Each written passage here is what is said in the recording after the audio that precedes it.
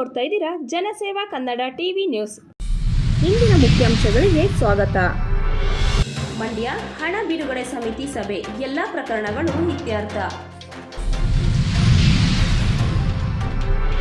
ನಾವು ಅವರಂತೆ 3 ಲಕ್ಷ ಲೀಡಲ್ಲಿ ಗೆಲ್ತೀವಿ ಅನ್ನೋ ಭ್ರಮೆಯಲ್ಲಿ ಇಲ್ಲ. ಒಟ್ನಲ್ಲಿ ಮಂಡ್ಯದಲ್ಲಿ ಗೆಲ್ತೀವಿ. ಚೆಲುವರಾಯಸ್ವಾಮಿ ಅವರ ಹೇಳಿಕೆ. ಲೈಂಗಿಕ ದೌರ್ಜನ್ಯ ಪ್ರಕರಣ, ಸಂಸದ ಪ್ರಜ್ವಲ್ ರೇವಣ್ಣ ಅವರನ್ನು ಬಂಧಿಸಿದ ಎಸ್ಐಟಿ. ಮಂಡ್ಯ ಮತ ಎಣಿಕೆ ಸಿದ್ಧತೆ, ಜಿಲ್ಲಾಧಿಕಾರಿಗಳ ಪರಿಶೀಲನೆ.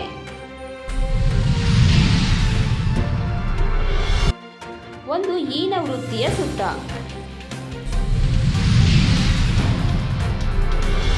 ಬಿಹಾರ ಮತದಾನಕ್ಕೂ ಮುನ್ನ ಬಿಸಿಲಿನ ತಾಪಕ್ಕೆ 4 ಚುನಾವಣಾ ಅಧಿಕಾರಿಗಳ ಸಾವು.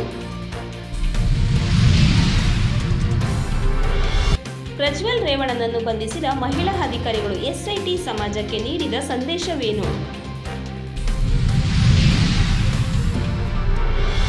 ದಕ್ಷಿಣ ಶಿಕ್ಷಕರ ಕ್ಷೇತ್ರ ಚುನಾವಣಾ ಅಂಗವಾಗಿ ಬಿಜೆಪಿ ಜೆಡಿಎಸ್ ಮೈತ್ರಿ ಅಭ್ಯರ್ಥಿ ವಿವೇಕಾನಂದ ಪರ ಮತಯಾಚಿಸಿದ ಮಹೇಶ್ ಹಾಗೂ ಬಾಲರಾಜ್ ರವರು.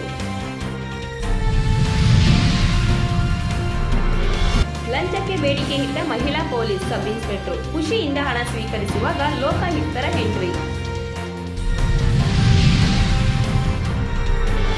ನಾಳೆ ಸಚಿವರಾದ ಚೆಲುವರಾಯಸ್ವಾಮಿರವರ ಹುಟ್ಟುಹಬ್ಬ, ಅರ್ಥಪೂರ್ಣ ಆಚರಣೆ. ದ್ಯಾವಪ್ಪ ಅವರ ಹೇಳಿಕೆ.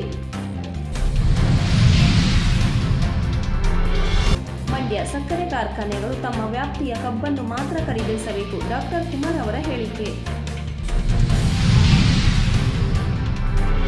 ಪ್ರಜ್ವಲ್ ರೇವಣ್ಣ ಲೈಂಗಿಕ ಹಗರಣ, ದಕ್ಷಿಣ ಶಿಕ್ಷಕರ ಕ್ಷೇತ್ರ ಚುನಾವಣೆ ಮೇಲೆ ಪ್ರಭಾವ ಬೀರಲಿದೆ. ಚೆಲುವರಾಯಸ್ವಾಮಿ ಅವರ ಹೇಳಿಕೆ.